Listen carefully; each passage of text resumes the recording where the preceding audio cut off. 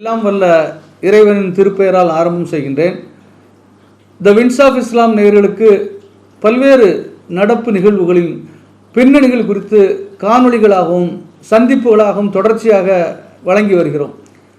அந்த வகையில் இன்றைக்கு நாம் எடுத்திருக்கின்ற விஷயம் சென்னை மவுண்ட் ரோட்டில் அமைந்திருக்கின்ற மதரசே ஆசம் என்ற பள்ளி. அந்த பள்ளியின் இழந்து போன அந்த அழகை, அதன் வளர்ச்சியை மீட்டெடுப்பதற்காக அந்த பள்ளியில் பயின்று இன்றைக்கு சமூகத்தில் பல்வேறு துறைகளில் விற்பனர்களாகவும் வல்லுநர்களாகவும் விளங்கக்கூடிய ஆளுமைகள் எல்லாம் ஒருங்கிணைந்திருக்கிறார்கள். அவர்களுடான ஒரு சந்திப்பு, அந்த பள்ளியின் பிரச்சனைகள், அந்த பள்ளியின் வளர்ச்சிக்கு அவர்கள் என்ன திட்டமிடுகிறார்கள் என்பதை பற்றியான ஒரு முழுமையான காணொளி. இந்த நிகழ்ச்சியின் துவக்கமாக நாம் இந்த முன்னாள் மாணவர்களுடைய அந்த அமைப்பினுடைய தலைவர் சகோதரர் முகமது உமர் அவர்களை சந்திக்கின்றோம். அஸ்ஸலாமு அலைக்கும். உங்களை பற்றி சொல்லுங்கள். என் பேர் முகமது உமர். ஸ்கூலில் ஜாயின் பண்ணி 61லேருந்து 67 வரைக்கும். சரி. So I'm hockey player. ஹாக்கிக்கு வந்து இப்போ நான் சீஃப் கோச்சாக இருக்கிறேன். நல்ல டீம் ஸ்கூல் பசங்களுக்கு, எங்கள் கிளப்புக்கு, எங்கள் ஆஃபீஸ் ஐசிஎஃப்ல நான் ஒர்க் பண்ணுறேன். இங்கே கோச் பண்ணேன் டீமுக்கு. அப்புறம் இந்த அசோசியேஷன் மதர்ஸ் ஆசம் அலுமினியம் அசோசியேஷன் ஃபார்ம் பண்ணியிருக்கோம். ஓகே. அதில் நான் ஒரு சீனியர் மெம்பர்னால I am the president of the association. Okay okay, thank you. அடுத்ததாக நாம் பொதுச் செயலாளர் வழக்கறிஞர் ஏ நஃபீஸ் அகமதை அறிமுகப்படுத்துகிறோம். அஸ்ஸலாமு அலைக்கும். என்னோட பேர் நஃபீஸ் அகமத். நான் ஸ்கூலில் 1974லேருந்து 1980 வரை நான் படித்துள்ளேன். நான் ஒரு வழக்கறிஞர், முன்னாள் மாணவர், மதர்சே ஆசம் அலுமினி அசோசியேஷனில் பொதுச் செயலாளராக செயல்பட்டு வருகிறேன்.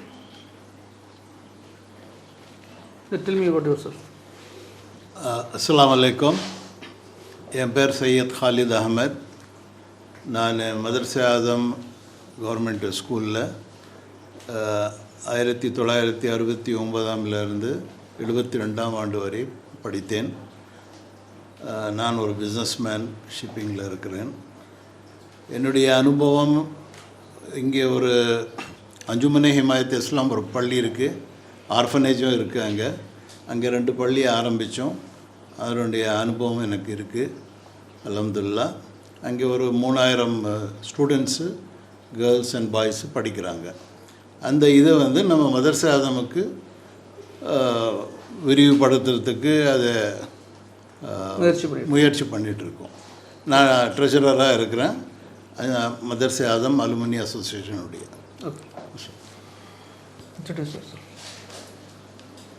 அஸ்ஸலாமு அலைக்கும் வரஹ்மத்துல்லாஹி வபரகாத்துஹு. என் பேர் சையத் தீன் முகமது. நான் மதர்சே ஆசம் ஸ்கூலில் 1971, 1979, 81 பேட்ச்லேருந்து படித்தேன். நான் வந்து அப்ராடில் இருந்த ஒரு 25 இயர்ஸாக. இப்போ வந்து நம்மளுடைய மதர்சே ஆசமை இந்த கட்டத்தில் இருக்க சொல்லிட்டு அதை டெவலப்மெண்ட் பண்ணுறதுக்காக நான் இதில் மதர்சே ஆசம் அலுமினியம் அசோசியேஷனில் செக்ரட்டரியாக இருக்கிறேன். நான் ஜாயின்ட் செக்ரட்டரியாக இருக்கிறேன். நான்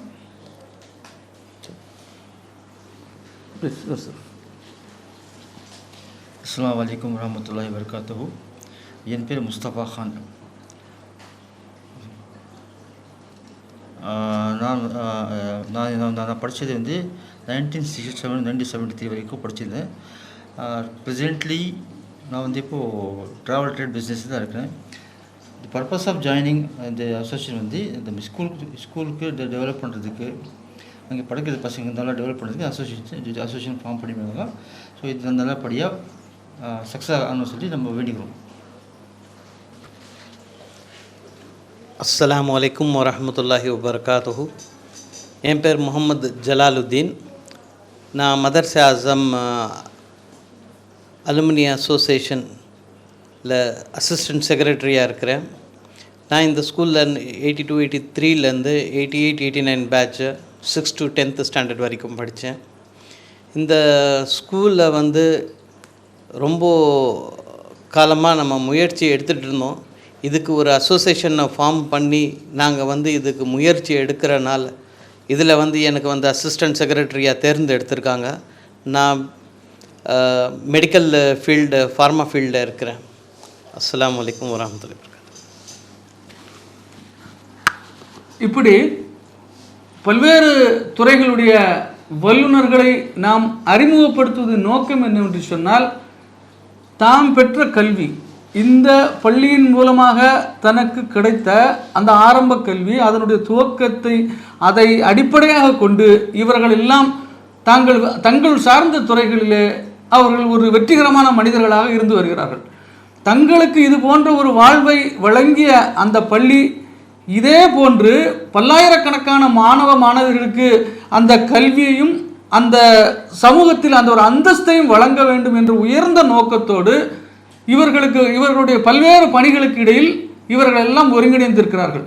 இப்பொழுது இந்த மதரசா ஆதம் பள்ளியினுடைய அந்த முன்னாள் மாணவர்களுடைய சங்கத்தின் பற்றி, அதனுடைய இலக்குகளை பற்றி, அது சந்திக்கின்ற சவால்களை பற்றி, அவர்களுடைய நோக்கங்களை பற்றி நாம் அதனுடைய செயலாளர் சகோதரர் நஃபீஸ் அகமது இடத்திலே ஒரு உரையாடலை தொடங்குகிறோம்.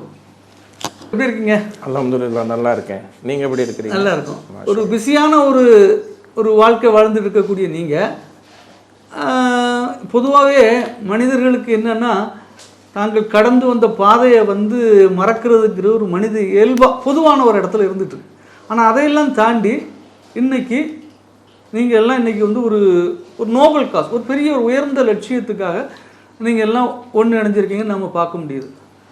இப்போ இந்த பள்ளியோட வரலாறை பற்றி நேயர்களுக்கு கொஞ்சம் சுருக்கமாக சொல்ல முடியுமா? நிச்சயமாக சொல்கிறேன்.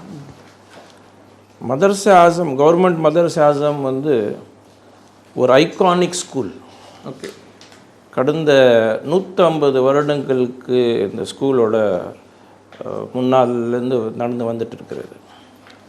இந்த ஸ்கூலில் பல்வேறு துறைகளில் சிறந்த மாணவர்கள் எல்லாம் ஒரு ஜெனரல் ஸ்டேட் சீஃப் செக்ரட்டரியாக பயன்படுத்தினார். தலைமை செயலாளராக இருந்து வந்தார் மூசா ராசா என்ற ஒரு காலஞ்சந்த மூலாசா. அதேபோல் வழக்கறிஞர், மூத்த வழக்கறிஞர் ஹபீபுல்லா பாஷா இருந்து வந்தார். அதேபோல் பல்வேறு துறைகளில் டாக்டர்களா, இன்ஜினியர்களா செயலாற்றி வருகிறார்கள். இந்த ஸ்கூலில் நாங்கள் படித்த காலத்தில் சுமாராக 1500 ஸ்டூடெண்ட்ஸ் இருந்த காலம். நான் 1980 முடித்த பிறகு இந்த ஸ்கூலில் தொடர்ந்து ஒரு ட்ராப் அவுட், தேக்க நிலை. அதனால் நாம் வந்து பல்வேறு தொழிலில் நாம் பல சுமைகள் இருந்துட்டோம். அதில் என்ன ஆயிடுச்சுன்னா, நாம் இந்த ஸ்கூலை பற்றி கவனிக்கலை.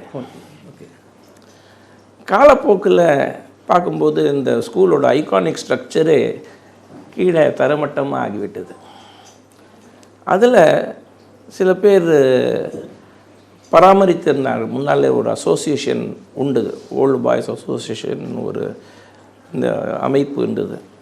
அவங்க சரியாக பராமரிப்பித்திருக்கிறார்கள் என்று தான் நாங்கள் கருதுள்ளோம். ஆனால் அது வந்து நமக்கு தவறாக கருத்துவிட்டது. காலப்போக்கில் அந்த சரியான பராமரிப்பு இல்லாதனால அந்த ஸ்கூல் வந்து தரமட்டமாகிவிட்டது.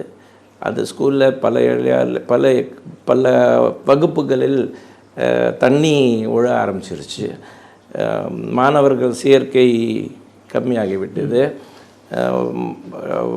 பள்ளி வாத்தியார்கள், ஆசிரியர்கள் எண்ணிக்கை குறைந்து உள்ளது. அந்த மொத்தமாக வந்து ஒரு ஸ்கூலை வந்து நாம் இந்த காலத்தில் மிக ரொம்ப மோசமான நிலைமைக்கு வந்து உள்ளது. ஸோ அதனால எங்களுக்கு வந்து ஒரு கவலை ஆரம்பித்தது, தெரிய வந்த பிறகு கண் முன்னாடி நம்மளோட ஸ்கூல் வந்து இந்த நிலைமைக்கு ஆளாகிறது எங்களுக்கு ஏற்றுக்கொள்ள முடியவில்லை. அதனால் நாங்கள் வந்து என்ன செஞ்சோன்னா ஒரு அமைப்பாக சேர்ந்து இந்த ஸ்கூலில் வந்து ஒரு அமைப்பாக நடத்தி அதுக்கு வந்து ஒரு பாதுகாப்பாக கொடுக்கணும்னு சொல்லி இந்த அமைப்பு ஆரம்பிச்சுள்ளோம். அந்த மதரசே ஆஸம் அலுமினி அசோசியேஷன் அதுக்கு பேர் கொடுத்து அது பதிவு செய்யப்பட்ட இயக்கம் சொல்லி பண்ணியிருக்கோம். இது அரசுகிட்ட வந்து நீங்கள் முறைப்படுத்தி அதை வந்து அதுக்கான அங்கீகாரம் வாங்கிட்டீங்க இல்லையா? ஆமாம். அப்போ அரசு அங்கீகரித்த ஒரு சங்கங்கிறது நீங்கள் நடத்திட்டு வர இந்த முன்னாள் மாணவர்கள் சங்கம். இதை நான் தமிழ்படுத்தி சொல்கிறேன், நீங்கள் அலுமினி அசோசியேஷன்ங்கிறத நான் வந்து தமிழ்படுத்தி சொல்கிறேன். அதாவது மதரசே ஆஸம் முன்னாள் மாணவர்கள் சங்கம்னு சொல்லி. ஆமாம். இப்போ வந்து இந்த பள்ளியுடைய இந்த நீங்கள் முதல்ல குறிப்பிடும்போது சொன்னீங்க முன்னாள் காஷ்மீர் மாநிலத்துடைய முன்னாள் அரசின் ஆலோசகராக இருந்த மூசா ராஜா அவர் கடந்த வருடம் அவங்க காலமானாங்க. அரிய பல நூல்களையும் மிக சிறந்த பத்மபூஷன் விருது வரைக்கும் வாங்கியிருக்காங்க. அவங்கள பற்றி ஒரு நினைவேந்தல் நிகழ்ச்சி நம்ம முன்னாள் மாணவர் சங்கம் சார்பாக நடத்துறீங்கன்னு நினைக்கிறேன். அதை கூட நம்ம சேனலில் கூட நம்ம ஒளிபரப்பணும் முழுமையான நிகழ்ச்சி. அப்போ அந்த ஸ்கூலை விசிட் பண்ணும்போது அது விஷுவல்ஸ்லாம் நம்ம சேனல்லே இருக்குது. அது ஒரு உண்மையிலேயே பார்த்தீங்கன்னா ஒரு மவுண்ட் ரோடு மாதிரி ஒரு ஏரியாவில் ஒரு இவ்வளவு பிரம்மாண்டமான ஒரு ஸ்கூல் வந்து இருக்குன்னா அந்த உள்ளே போய் பார்த்தோம்னா பழைய கோட்டை மாதிரி ஒரு சுவர்கள்லாம் இருக்குது. உண்மையிலேயே அதுக்கு வந்து அந்த ஸ்கூலு யார் தொடங்குனா அதுக்கு யாருடைய இது உள்ளது?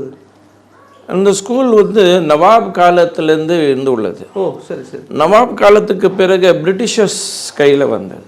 அப்போ அந்த ஸ்கூல் வந்து பிரிட்டிஷர்ஸ் நடத்திட்டு இருந்தாங்க. ஓகே. அதுக்கப்புறம் இண்டிபெண்டன்ஸ் கிடச்ச பிறகு என்ன ஆயிடுது, அது வந்து அரசாங்கத்துக்கு ஒப்படைக்கப்பட்டது. சரி. ஸோ அப்போலேருந்து தான் அது கவர்மெண்ட் மதரசே ஆஸம் இன்னும் அதுக்கு பேர் சுட்டப்பட்டது. அன்னிலேருந்து அது வந்து ஒரு ஒரு ப்ரைவேட் கவர்மெண்ட் ஸ்கூலாக செயல்பட்டு வருகிறது. இப்போ வந்து பொதுவாகவே பார்த்தீங்கன்னா மக்களுக்கு இப்போ நீங்கள் மாணவர்கள் எண்ணிக்கை வந்து குறைஞ்சிட்டு வருதுங்கிற மாதிரி சொல்கிறீங்க. ஒரு 3-4 வருஷம் 5 வருஷத்துக்கு முன்னால் வரைக்கும் எல்லா அரசு பள்ளியோட நிலைமை அப்படி தான் இருக்குது. ஆனால் இன்றைக்கி நிலைமை அப்படி இல்லை. இன்றைக்கி அரசு வந்து இன்றைக்கி தமிழகத்து அளவுக்கு வேறு எந்த மாநிலத்துலேயும் மாணவர்களுக்கு ஊக்கப்படுத்துகிற மாதிரி ஸ்கீம்லாம் வந்து வேறு எந்த மாநிலத்திலும் இருக்கான்னு எனக்கு தெரியல. நான் பார்த்த வரைக்கும் தமிழகம் வந்து சிறந்து விளங்குது.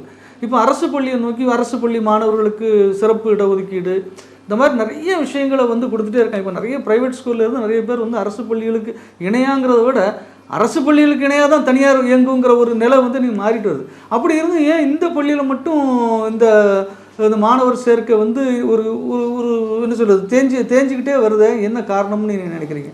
அதான் நான் முன்ன கூறிய மாதிரி கூறிய போல் முன்னாள் மாணவர்கள் செயல்பாட்டில் ஓல்டு பாய்ஸ் அசோசியேஷன் அங்கே இருந்துள்ளது. அது வந்து அதோட மேல் பார்வை மாணவர்கள் சேர்க்கை, மாணவர்களின் தேவைகள் அரசாங்கத்தோடு இணைந்து செயல்பட்டு வந்துட்டு இருக்குதுன்னா நாங்கள் எல்லாம் கலந்துட்டு இருந்தோம். ஆனால் அது நடக்கவில்லை. அது நடக்காத காரணத்தால் தான் இந்த ஸ்கூலோட தன்மை இந்த அளவுக்கு குறைஞ்சி விட்டுது. இல்லைன்னா இந்த நிலைமைக்கு இந்த ஸ்கூல் வந்திருக்காது. அதுக்காக இந்த வந்த காரணத்தால் தான் நாம் அதில் ஈடுபாடு பார்த்து தொடர்ந்து அதில் வந்து அந்த வளர்ச்சி செய்யணும்னு சொல்லி நமக்கு வந்து எண்ணம் வந்தது. நாம் வந்து அனைவரும் சேர்ந்து இந்த ஸ்கூலில் முன்மாதிரியான ஸ்கூலாக வர மாதிரி நாம் செயல்படுத்த முயற்சின்றோம். இல்லை, இந்த நேரத்தில் இதை பற்றி விசாரிக்கும்போது ஒரு விமர்சனமும் வைக்கப்படுது. இப்போ வந்து ஏற்கனவே ஒரு அமைப்பு செயல்பட்டு இருக்கும்போது நீங்கள் எல்லாம் சேர்ந்து இந்த மாதிரி இன்டெலெக்சுவல்ஸ் எல்லாம் சேர்ந்து ஒரு தனி அமைப்பாக கொண்டு போகிறீங்களோங்கிற மாதிரி ஒரு விமர்சனம் வருது. அதை பற்றி என்ன சொல்கிறீங்க? நாங்கள் தனி அமைப்பு இல்லை, நாங்கள் முன்னாள் மாணவர்கள் ரெஜிஸ்டர்ட் அசோசியேஷன். நாங்கள் தான் அங்கீகாரப்பட்ட அசோசியேஷன். ஓல்ட் பாய்ஸ் அசோசியேஷன் செயல்பாட்டில் உள்ளது. அதுவும் அங்கீகாரம் 2004 அதுக்கு அங்கீகாரம் கிடைத்துள்ளது.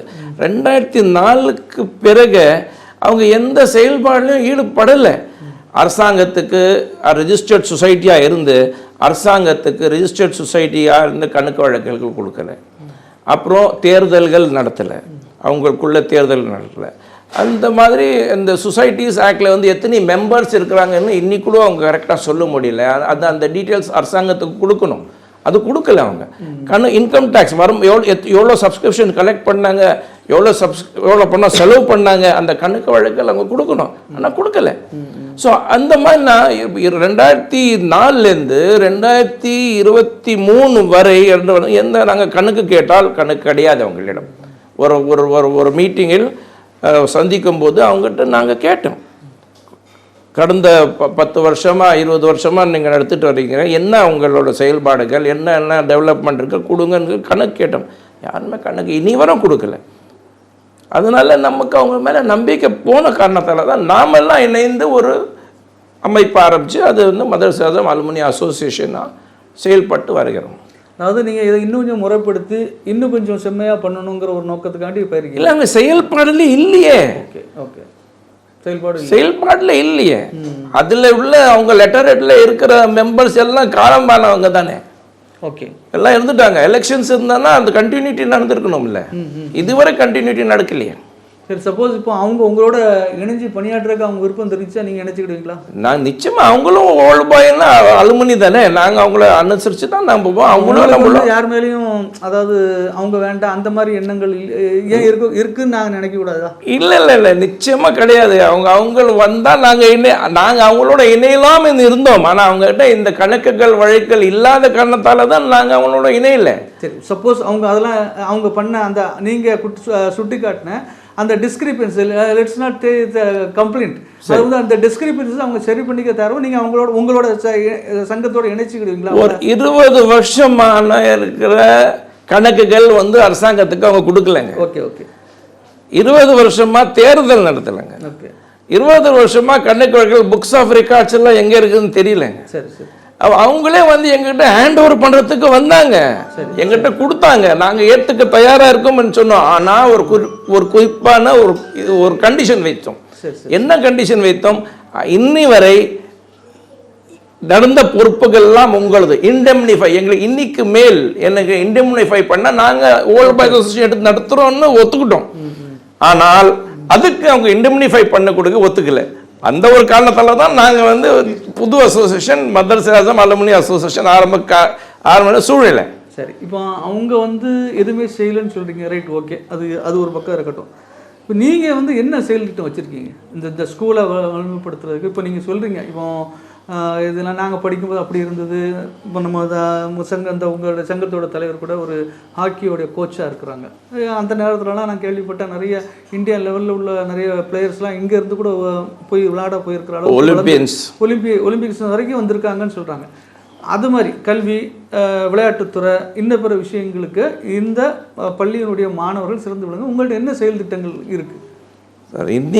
இன்னி சூழ்நிலை மதரசாசமில் என்ன இருக்குதுன்னா, முன்னால் இருந்த கட்டடம் சரியவே இல்லை, மாணவர்கள் சேர்க்கையே வரத்துக்கு வாய்ப்பே இல்லை. இனிவரை முதல்ல இன்ஃப்ராஸ்ட்ரக்சர் கட்டமைப்புகள் வலுப்படுத்தணும். கட்டமைப்பே இல்லை. ஒரு துண்டு நிறுவனர் ஒரு தானா வந்து ஒரு பல கோடி ரூபாய் செலவு பண்ணி 22 கிளாஸ் ரூம்ஸ் இப்போ புதுசாக கட்டியிருக்கிறாங்க. ஸோ அந்த கிளாஸ் ரூமில் தான் பள்ளி நடக்கும், கிளாஸஸ் நடக்கும் இனிமேல். இன்னி சூழ்நிலை, இன்னைக்குள்ள மழையில் இன்னும் ஆரம்பிக்கலை, இன்னும் தொடக்கலை. இன்னைக்கு கூட அந்த கிளாஸ் ரூம்ஸில் இன்னைக்கு காலையில் நான் ஹெட்மாஸ்டர்ஸ்ட்டே பேசும்போது அந்த தண்ணி வந்து கிளாஸ் ரூம்ஸில் விழுந்துட்டு இருக்குதுன்னு தான் சொல்கிறாங்க. அதாவது அவங்க அந்த தொண்டு நிறுவனம் கொடுத்த பணத்தில் கட்டின வகுப்புகள் இன்னைக்கு வரைக்கும் நடைமுறைக்கு வரல. இன்னும் நடைமுறைக்கு வரல. இன்னி வரைக்கும் நடைமுறைக்கு வரல. என்ன காரணம் அதுக்கு? அதில் அவங்களுக்கு சில பொருளாதார சிக்கல் இருக்கலாம், அதனால் அவங்க பண்ணலை. நாங்கள் வந்து முன்னே வந்தோம், அந்த சம்மந்தப்பட்ட கான்ட்ராக்டரை நேராக சந்தித்து சம்மந்தப்பட்ட தொண்டு நிறுவனத்தார யார் அந்த ஃபிலாந்த்ராபிஸ்ட்டை நேராக ஃபோனில் தொடர்பு கொண்டு இந்த ஸ்கூலை வந்து எவ்வளோ சீக்கிரம் முடியுதோ அவ்வளோ சீக்கிரம் முடிச்சு கொடுங்கன்னு சொன்னால் அவருங்க வந்து ஆகஸ்ட் எண்ட் இல்லை செப்டம்பர் எண்டுக்குள்ளே நாங்கள் வந்து இந்த முடிச்சிருவோம், பிறகு நீங்கள் வந்து அந்த ஸ்கூலை வந்து பசங்களுக்காக பயன்படுத்திக்கலாம்னு சொல்லி அவங்க வந்து உறுதி கொடுத்துருக்காங்க. அந்த நம்பிக்கையில் இருக்கும். அதனால இந்த ஒரு காரணத்தால் நான் பசங்களுக்கு வந்து கேன்வஸ் பண்ண முடியல. புது பசங்களை கொண்டாந்து சேர்க்கறதுக்கு வாய்ப்பு இல்லை. அதே பழைய கட்டடத்தில் கொண்டாந்து விட்டோம்னா தகப்பன பேரண்ட்ஸ் என்ன ஃபீல் பண்ணுவாங்க? ஸ்டூடெண்ட்ஸோட மைண்ட் செட் என்ன பாதுகாப்பு இல்லை. அதனால நாங்கள் வந்து அதுக்காக தான் வெயிட் பண்ணிட்டு இருக்கோம். ஸோ அந்த புது கட்டடம் என்னைக்கு கமிஷன் ஆகுதோ அதற்கு பிறகு நம்ம இந்த கேன்வாஸ் பண்ணி இந்த ஸ்டூடெண்ட்ஸை வந்து சேர்க்கிற வந்து முயற்சியில் தொடர்ச்சியாக ஈடுபடுவோம். சரி, இப்போ நீங்கள் அரசாங்கத்திட்ட என்ன எதிர்பார்க்குறீங்க? ஏன்னா இது அரசு பள்ளிக்கூடம், அரசுக்குன்னு நிறைய பொறுப்புகள் இருக்குது. அது ஒரு பள்ளியை வந்து ஒரு நல்ல மிகச்சிறந்த ஒரு கல்விக்கூடமாக இருந்த ஒரு பள்ளிக்கூடத்தை ஏற்று நடத்துகிற அரசுக்கு வந்து இன்னும் கொஞ்சம் கடமைகள் இருக்குது. நீங்கள் வந்து அரசு என்ன கோரிக்கை வச்சுருக்கீங்க இது வரைக்கும்? அந்த மாதிரி நாங்கள் வந்து ஃபஸ்ட்டு வந்து சேர்க்க வேண்டியது மாணவர் சேர்க்கையை சேர்க்கணும். என்னைக்கு நம்ம மாணவர் சேர்க்கையை அதிகரிக்கிறோமோ அன்னைக்கு தான் நம்ம வந்து டீச்சர்ஸ் கூட கேட்கலாம், இல்லைன்னா நம்ம கேட்க முடியாது. மாணவருக்கு ஏற்ற அளவுக்கு தான் ஆசிரியர் இருப்பாங்க. ஸோ அது மாணவர் சேர்க்கை அதிக ஆக ஆசிரியர் சேர்க்கை அதிகம் ஆகிறதுக்கு வாய்ப்பு இருக்கு. மேலும் நாங்கள் இந்த இப்போ நாங்கள் என்ன செஞ்சோம்னு கேட்டிங்கன்னா, எங்களுக்கு வந்து டிசம்பர் 2ஆம் தேதி தான் இந்த மாதிரி ஒரு சூழ்நிலை மதரசாசமில் உள்ளதுன்னு தெரிய வந்தது. டிசம்பர் 2ஆம் தேதி 2023 டிசம்பர் அன்றைக்கு தான் நமக்கு இந்த மாதிரி ஒரு குறைகள் இருக்குன்னு தெரிய வருது. அதுவரை நாங்கள் வந்து என்ன நம்பிக்கையில் இருந்தோம்னா இந்த ஓல்டு பாய்ஸ் அசோசியேஷனோ நடந்துட்டு இருக்கிறாங்கன்னு தான் இந்த வந்து அப்போதான் நமக்கு இந்த நிலைமை தெரிய வருது.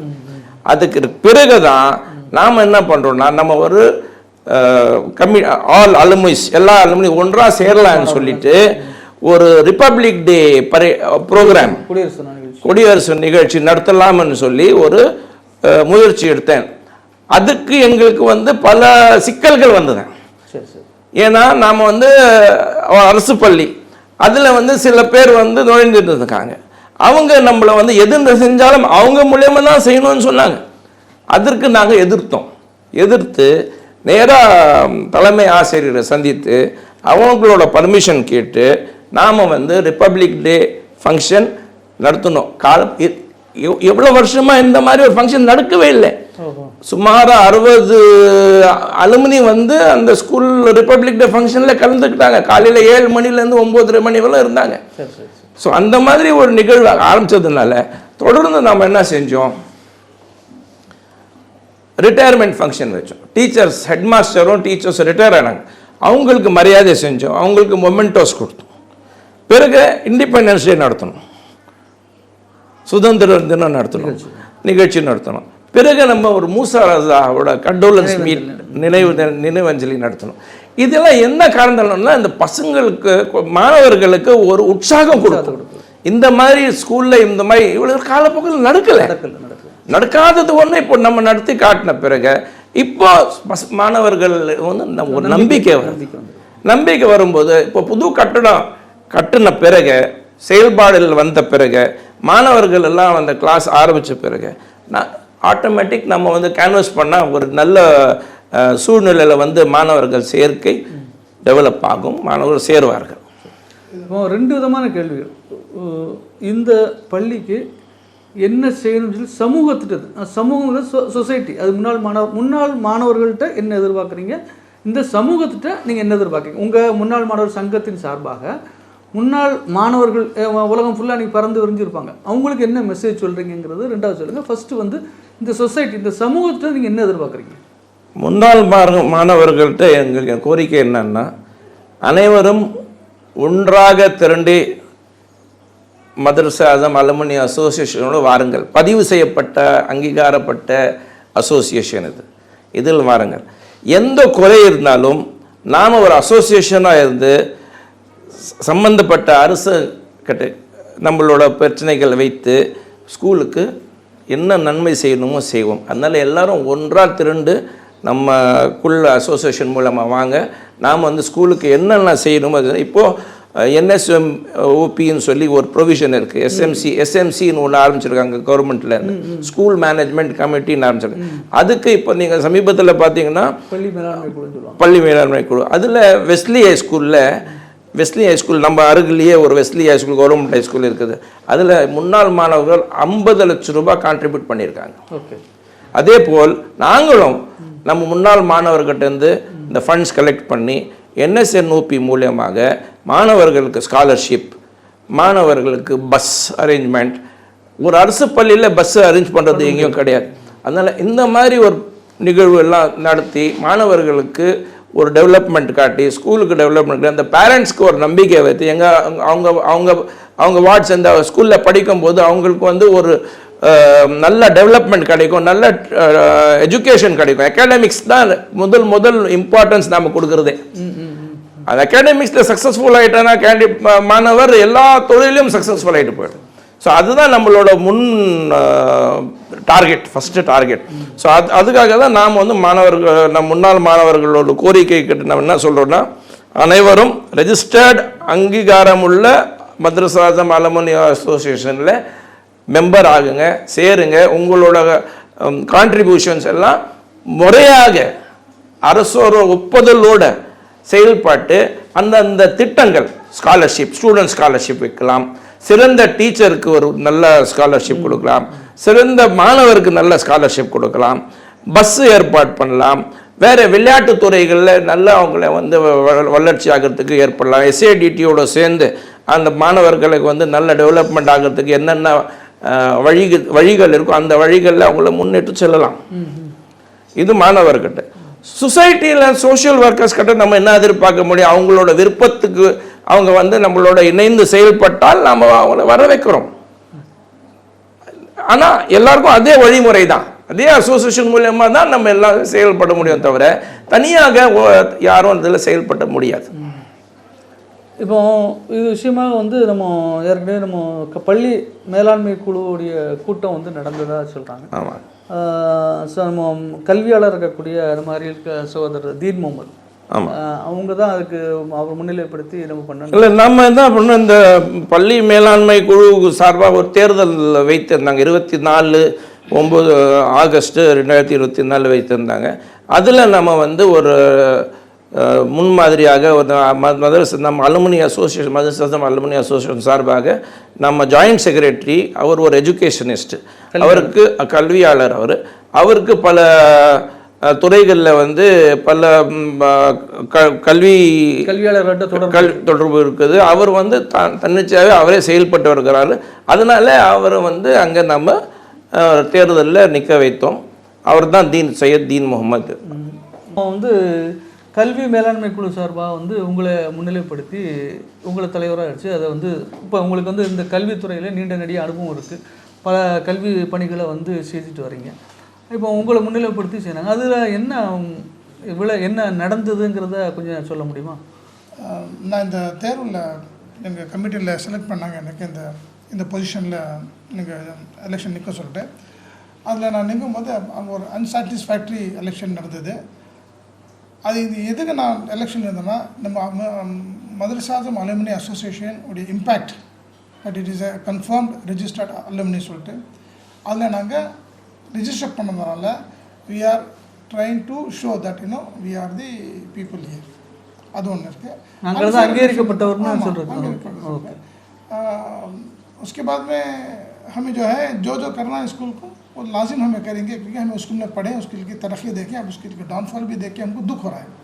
ஸோ ரொம்ப கஷ்டமாக இருக்குது. அதனால் நாங்கள் இதனால் ஈடுபட்டு செய்வோம். என்னென்ன பண்ணணுமோ எஜுகேஷன் பேஸு நாங்கள் இதுக்கப்புறமா நிறைய வேலை பண்ணியிருக்கோம். இதுக்கு முன்னாடி இது போன்ற அந்த பள்ளிக்கு தேவையான தன்னுடைய அனுபவத்தின் மூலமாக கிடைக்கக்கூடிய எல்லா வாய்ப்பு வசதிகளையும் தன்னுடைய அனுபவத்தையும் இந்த பள்ளியின் வளர்ச்சிக்காக நான் செயல்படுத்துவேன் என்று சகோதரர் தீன் முகமது அவர்கள் குறிப்பிட்டார். இது தொடர்ந்து என்னென்னா முதல்ல ஃபஸ்ட்டு நாங்கள் 2021-22 வரும்போது ஸ்கூலுடைய சுச்சுவேஷன் ரொம்ப பேடாக இருந்தது. ஸ்டூடெண்ட்ஸே இல்லாமல் இருந்தாங்க, டீச்சர்ஸ் ரொம்ப குறைஞ்சிது இருந்தாங்க. சார் தான் இதுக்கு என்ன பண்ணணும்னு சொல்லிட்டு முதல்ல ஒரு கேரியர் கைடன்ஸுக்கு வந்து பர்மிஷன் கேட்டோம். அந்த பர்மிஷன் கேட்டதுக்காக ரொம்ப கஷ்டமாக இருந்தது எங்களுக்கு. யார் இருந்தாலும் ஒரு பர்டிகுலர் பர்சனோடு தான் போகணுன்னு சொல்லிட்டு ஒரு கண்டிஷன் இருந்தது. அந்த கண்டிஷனை பிரேக் பண்ணி நாங்கள் ஹெச்எம்டி கிட்ட போயிட்டு நாங்கள் பர்மிஷன் வாங்கி first kind of a thing வந்து நாங்கள் ஜாப் கேரியர் கைடன்ஸ் ஒன்று எக்ஸ்பர்ட்ஸ் கொண்டு வந்து student and career guidance mix and match பண்ணி நாங்கள் ஒரு நிகழ்ச்சி நடத்துவோம். அதுக்கப்புறமா இந்த ஸ்கூல் இங்கே இந்த மாதிரி இருக்க சொல்லிட்டு ஒரு ஸ்மால் ஜாப் ட்ரைவ் பண்ண ஒரு 25 கம்பெனியை கொண்டு வந்து வேலை வாய்ப்பு மூலமாக கொண்டு வந்து அந்த ஸ்டூடெண்ட்டை கொண்டு வந்து எப்படி நீங்கள் இன்ட்ரூவ் பண்ணுறது, எப்படி நீங்கள் ஆளுங்கூட சேர்றது, எப்படி மிக்ஸ் அண்ட் மேட்ச் ஆகுது, எப்படி உங்களுடைய இம்ப்ரூவ்மெண்ட் பண்ணுறது, சொல்லிட்டு அது ஒரு எக்ஸாம்பிளாக நாங்கள் காட்டி வச்சோம். அதுக்கப்புறம் ஒரு என்டிஎஸ் நேஷ்னல் டேலண்ட் சர்ச் சொல்லிட்டு நாங்கள் வந்து ஒரு கண்டக்ட் பண்ணோம். அசோசியேஷன் முஸ்லீம் ப்ரொஃபஷன்லேருந்து நாங்கள் இணைந்திருக்கோம். அதனால இது வந்து ஆல் இண்டியா எக்ஸாமினேஷன். இந்த எக்ஸாமினேஷன் வந்து நாங்கள் என்ன பண்ணோம்னு சொல்லிட்டு இந்த எக்ஸாமினேஷன் தான் 8ஆம் கிளாஸ்லேருந்து 10th ஒரு பேப்பர் இருக்கும், 11th 12th ஒரு பேப்பர் இருக்கும், காலேஜ் கொண்டு இருக்கும். இது எல்லா ஸ்கூல்லேருந்து மதுசாதம் ஒரு சென்டராக செலக்ட் பண்ணி இங்கே இருக்கிற பசங்கள்லாம் எக்ஸாம் எழுத வச்சோம். இதில் உங்களுக்கு என்ன கிடைக்குன்னா அவங்க எக்ஸாம் கவர்மெண்ட் எக்ஸாம்ஸ் என்ன காம்படிட்டிவ் எக்ஸாம் இருந்தாலும் அவங்களுக்கு ஒரு ஈஸியாக ஒரு என்ன இந்த மாதிரி கஷ்டத்தை இந்த மாதிரி ஒரு எக்ஸாம்ஸ் எல்லாம் இருக்குன்னு சொல்லிட்டு அவங்களுக்கு ஈஸியாக பண்ண சொல்லிட்டு நம்ம பண்ணோம். இது தொடர்ந்து நிறைய விஷயங்கள்லாம் நாங்கள் பண்ணோம். இன்னும் முன்னேற்று நாங்கள் எதிர்பார்த்துருக்கோம், இன்னும் நிறைய பண்ணோம் சொல்லிட்டு. நிச்சயமாக அது கல்வி முகாம்களை நடத்தியிருக்காங்க, வேலை வாய்ப்புகள் முகாம்கள், அந்த அந்த நேரடி போட்டிகளில் வந்து மாணவர்கள் பயமின்றி எப்படி பங்கேற்கிறது, சக பங்கேற்பாளர்களோட எப்படி ஒரு அச்சமின்றி, குறிப்பாக இன்றைக்கி மாணவர்களுக்கு இருக்கிற மிகப்பெரிய பிரச்சனையே வந்து அந்த அச்சம்ங்கிறது, அதை போக்குற விதமாக பல்வேறு நிகழ்ச்சிகளை நடத்திட்டு இருக்கோம். இன்னும் இது போன்ற வாய்ப்புகள் கிடைக்கும் போது அந்த பள்ளி சார்ந்த மாணவர்களுக்கும் முன்னாள் மாணவர்கள் இணைந்து செய்வோம்னு அவங்க சகோதரர் தீன் முகமது சொல்லியிருக்கிறாங்க. அரசிடம் இருந்து வேறு என்ன மாதிரியான அந்த பள்ளிக்கு தேவையான விஷயங்களை நீங்கள் கேட்டுட்ருக்கீங்க? நாங்கள் கோரிக்கைகளில் முதல் கோரிக்கை வந்து மதர்சாசம் கட்டடம், அது ஒரு ஐகானிக் கட்டடம். அது நீங்கள் பழைய ஃபோட்டோஸ் பார்த்தீங்கன்னா ஸ்கார்பியன் ஷேப் பில்டிங், அது வேறு எங்கேயும் அந்த மாதிரி எந்த கட்டடம் அந்த மாதிரி இல்லை. ஸோ அந்த கட்டடத்தை வந்து மீட்டி திருப்பி அதே ஸ்டாண்டர்டில் கொண்டு வந்து முதல்ல மாணவர்களோட யூஸுக்கு கொண்டு வரணும், இல்லைன்னா அது ஒரு ஹெரிட்டேஜ் பில்டிங்காக சேர்க்கணும்னு சொல்லி நாம் வந்து ஒரு கோரிக்கை வைக்க போகிறோம். அதே போல் மற்ற ஆசிரியர்கள் குறையாக இருக்கும்போது அந்த ஆசிரியர்கள் பூர்த்தி செய்யணும். தமிழ் வாத்தியார் இல்லைன்றாங்க இனி வரை. ஸோ அந்த தமிழ் வாத்தியாருக்காக நாம் வந்து ஒரு விண்ணப்பம் கொடுத்து தமிழ் வாத்தியார் வந்து அங்கே சேர்க்கணும்னு சொல்லி அந்த விண்ணப்பம் கொடுக்க போகிறோம். பிறகு மாணவர்களுக்கு என்னென்ன குறைகள் இருக்குதுன்னு நம்ம வந்து அறிந்து அது சம்பந்தமாக அரசாங்கத்துக்கு ஒரு கோரிக்கை வைக்க போகிறோம். அதெல்லாம் மீண்டும் சில தனியார் டீச்சர்கள் எஸ்எம்சி மூலமாக ஏற்கனவே செயல்பாடு பண்ணிகிட்ருக்குறாங்க. அவங்களுக்கு சம்பளம் வந்து தனியார் தான் கொடுத்துட்ருக்காங்க. அது வந்து மாற்றி முறைப்படுத்தி அதுக்கும் அரசாங்கம் மூலமாக தான் அவங்களுக்கு சம்பளம் வர வேண்டும்னு சொல்லி அவங்களையும் வந்து கோரிக்கை வைக்கிறதுக்கு. ஆக அப்போ அவங்க வந்து இப்போ தமிழக அரசுக்கு அவங்க வச்சிருக்கிற கோரிக்கை குறிப்பாக வந்து அந்த கட்டிடம் வந்து புராதனமானது, பழமையானது. அந்த பழமைங்கிற வந்து இன்றைக்கி பழமையான கட்டிடங்கள்லாம் இன்றைக்கி வந்து மாறிட்டு வருது. ஆனால் அவங்களுடைய கோரிக்கை என்னென்னா இந்த கட்டிடத்தோடைய பழமைத்துவம் கொஞ்சம் கூட மாறாமல், இது ஏன்னா இந்த வரலாறு இந்த அழகை வந்து நமக்கு வருங்கால தலைமுறைக்கு அப்படியே கடத்தி செல்லணுங்கிற ஒரு உயர்ந்த நோக்கத்தில் அந்த பள்ளியினுடைய கட்டிடங்களை வந்து இன்னும் மேலும் சீரடைஞ்சிடாமல் இதே நிலையில் இதே அழகை கட்டுறாமல் அந்த பழமை மாறாமல் அது புனரமைக்கப்படணுங்கிற முக்கியமான கோரிக்கை வச்சுருக்குறாங்க. இதை வந்து நம்ம பள்ளி மாணவர்கள் மட்டும் இல்லாமல் முன்னாள் மாணவர்கள் மட்டும் இல்லாமல் இது ஒரு மிகப்பெரிய ஒரு புராதன நினைவு சின்னத்தை வந்து மீட்டெடுக்கிற ஒரு முயற்சியாகவும் நம்ம பார்க்க வேண்டியிருக்கு. ரெண்டாவது, தமிழ் ஆசிரியர்களுக்கான கோரிக்கை வச்சுருக்காங்க. ஆசிரியர்களுக்கு வழங்கக்கூடிய சம்பளத்தை வந்து அதை முறைப்படுத்தி அதை வந்து ஆவணப்படுத்தி அது அரசு சார்பாகவே வழங்கப்படணுங்கிற கோரிக்கை வச்சுருக்கிறாங்க. இதையெல்லாம் தமிழக அரசு விரைவில் நிறைவேற்றி கொடுப்பதோடு பள்ளிக்கு தேவையான பல்வேறு கோரிக்கைகளை முன்வைத்திருக்கிறார்கள். மேலும் பள்ளியின் பின்புறம் இருக்கக்கூடிய அந்த காலி இடத்தில் தனியார்கள் சிலர் பேர் ஆக்கிரமிப்பில் ஈடுபட்டிருக்கிறார்கள். அந்த ஆக்கிரமிப்பையும் அரசு மீட்டெடுத்து அந்த பள்ளியினுடைய மாணவர்களுக்கான அந்த கல்விக்கு அந்த அவர்களுடைய மேம்பாட்டுக்காக பயன்படுத்தப்பட வேண்டும் என்று பல முக்கியமான ஒரு கோரிக்கைகளை, அதாவது இது மாணவர்கள் மட்டுமல்ல வருங்கால தலைமுறைக்கான கோரிக்கை என்கிற ரீதியில் தமிழக அரசு இதை முழுமையாக கவனம் எடுத்து செய்ய வேண்டும் என்று அந்த முன்னாள் மாணவர்கள் சங்கத்தின் சார்பாக கோரிக்கை வைத்திருக்கிறார்கள்.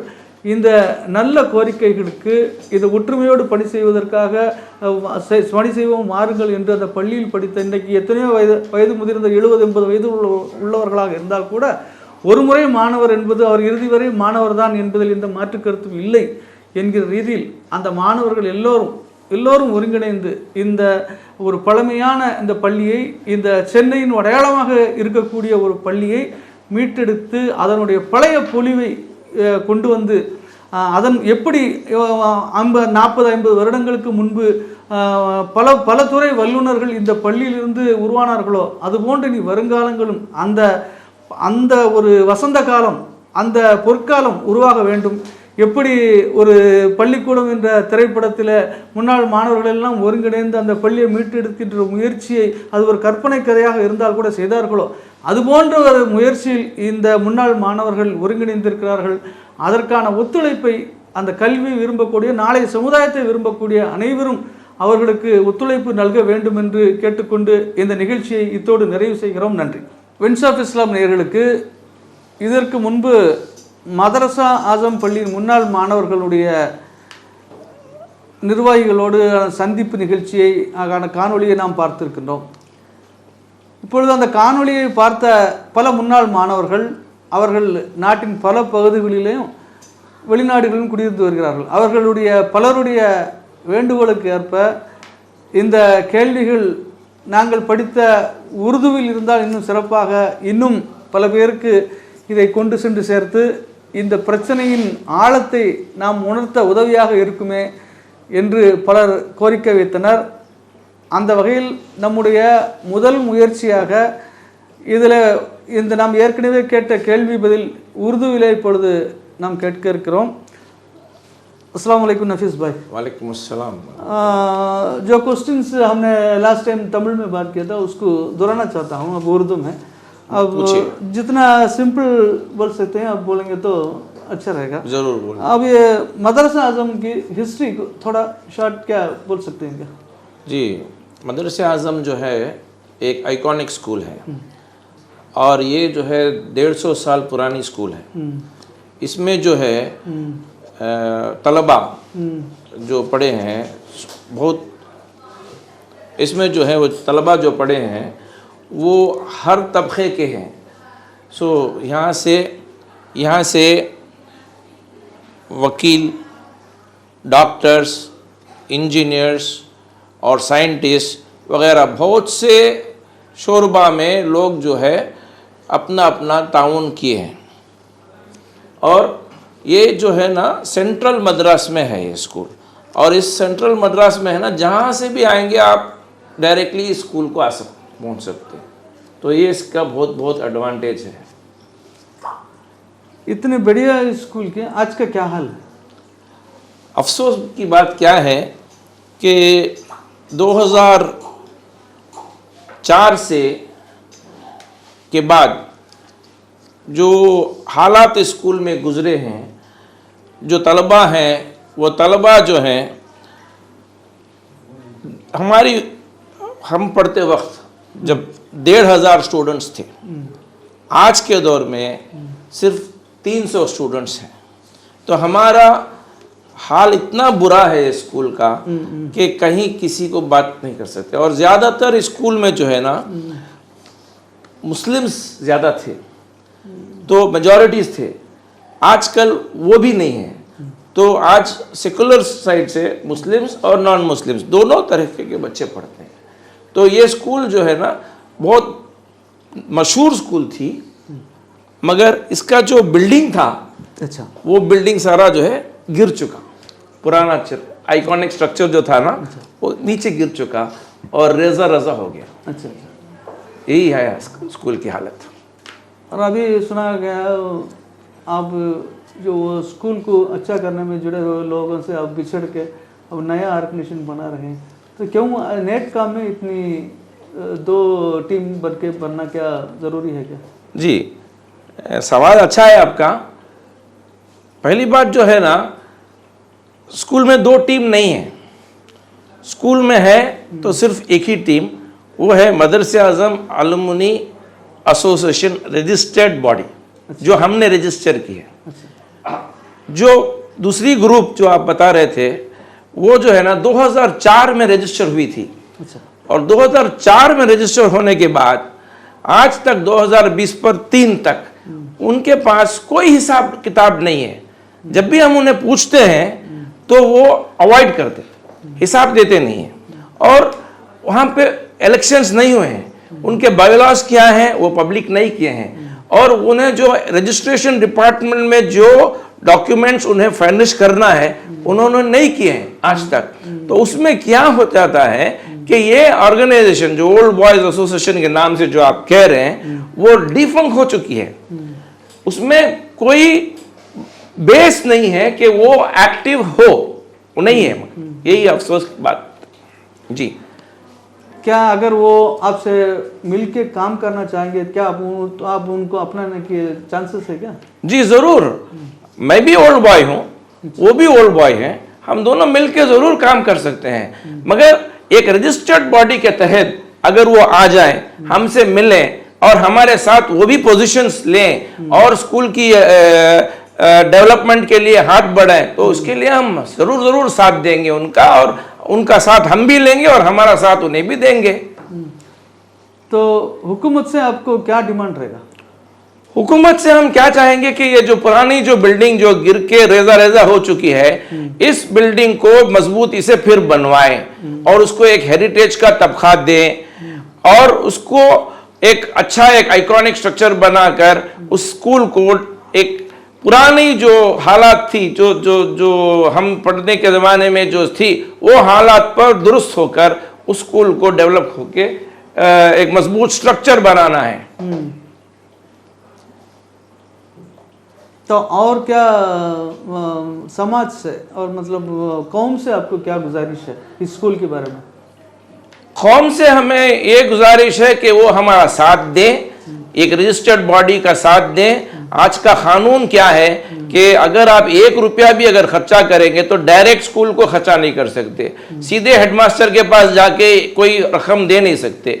आज का कंडीशन क्या है, एसएमसी स्कूल मैनेजमेंट कमेटी बनाने के बाद क्या हालत है बोले तो NSNOP के जरिए ही हम 1 रुपया भी खर्चा कर सकते हैं। तो उसमें जो हम समाज से क्या करते हैं वो अपना ताउन हमें अता करें और हम जो है ना NSNOP के जरिए स्टूडेंट्स को स्कॉलरशिप देंगे, स्टूडेंट्स को इम्प्रूवमेंट कराएंगे।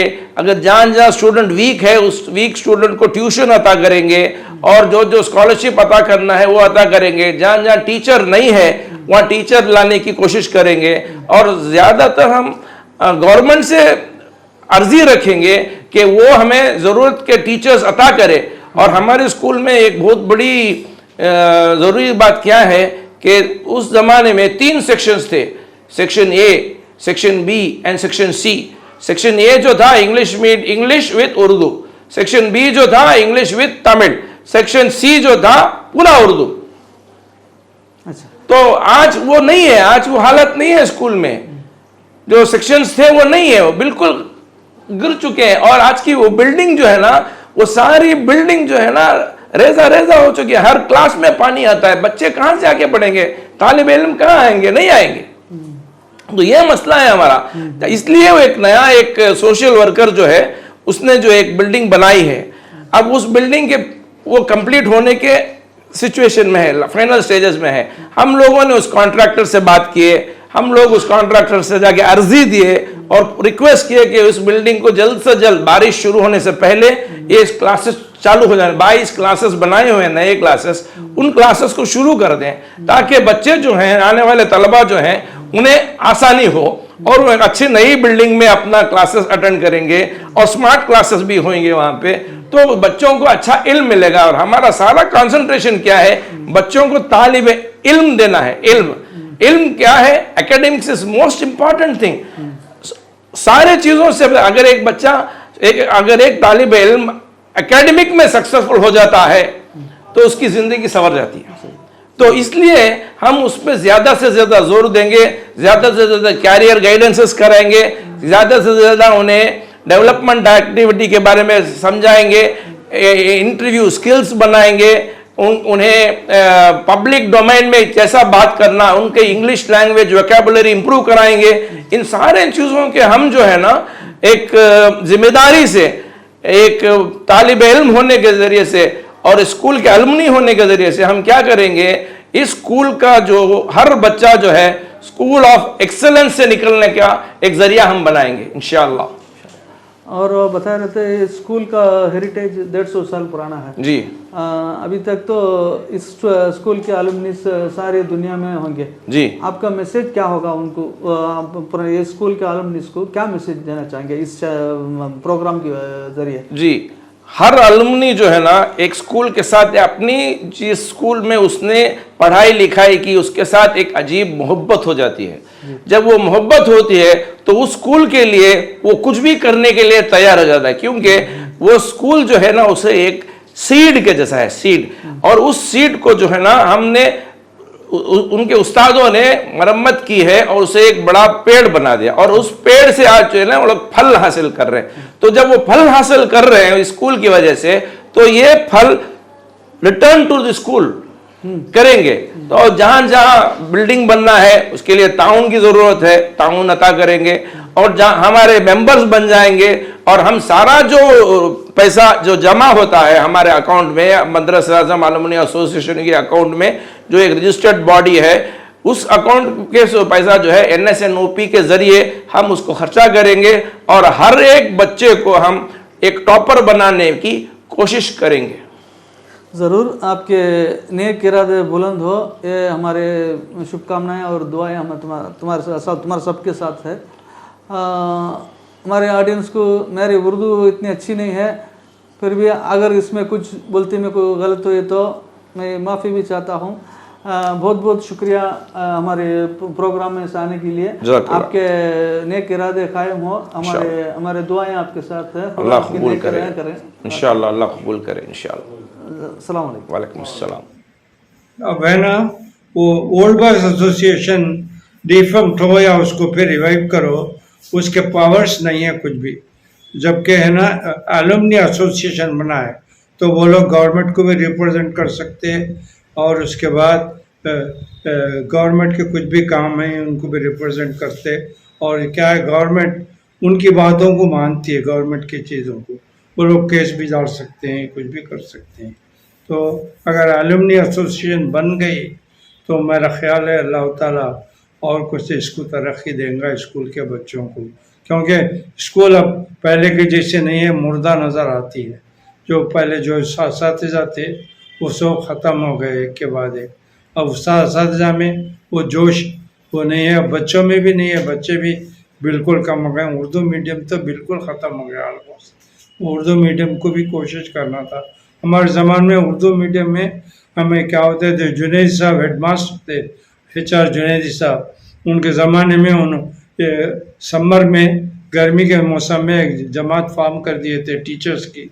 3 टीचर हैं, एक महल्ले को जाना, मिर्सापेट मार्केट को जाना, जाम बाज़ार को जाना, सुपारी गुंटे को जाना, शोले को जाना और उसके बाद सैदापेट को जाना। वहाँ के जो मुस्लिम घराने हैं उसमें चंद ओल्ड स्टूडेंट भी रहते थे, उनके ज़रिए से हम पेरेंट्स को अप्रोच होते थे। मैं भी गया, मैं इब्राहिम साहब, रईस साहब और भी कई टीचर थे, सब निकल जाते थे, जाके पेरेंट्स से रिक्वेस्ट करते कि बच्चे को उर्दू मीडियम में डालो आपके। तो बहुत से टीचर बहुत से लोग मान भी लेते थे। अब जबकि रईस साहब खुद उनके 3 बच्चों को उर्दू मीडियम में पढ़ाए उन्होंने। तो उन्होंने बोले उर्दू मीडियम पर, लोग पूछे उर्दू मीडियम पढ़े तो क्या हो, नहीं उन्होंने बोले सब कुछ अल्लाह देने वाला है, उनको देंगे बच्चों को बोल। तो उनकी एक बच्ची डॉक्टर नहीं बनी, एक बच्ची हकीम बनी, उनका सब बहुत वो हुआ। और भी थे बहुत से असातिज़ा छोटे इसमें क्लासेस में। हमारे क्या बोलते अहमदुल्ला साहब उर्दू टीचर थे और उसके बाद और भी कई टीचर थे, कमाल बादशाह थे, जलील साहब थे और भी चाहे अरब भी पढ़ाने के लिए अब्दुल हफीज़ साहब उम्री थे, लेकिन उनका स्कूल में सर्विस में इंतकाल हो गया। और उसके बाद सईदुद्दीन साहब थे, मुस्तफ़ा साहब थे, ये लोगों की उससे अनवर बादशाह साहब थे, अनवर बादशाह साहब और फिर सादुल्ला बादशाह साहब। इन लोगों की मेहनत थी कि बच्चे उर्दू मीडियम पढ़कर 10th तक आए। तो अगर हमें उर्दू मीडियम को भी संभालना है, क्योंकि उर्दू मीडियम ख़त्म हो रही है, लोगों में किस्म की बेजारी, उर्दू पढ़ के क्या करिए।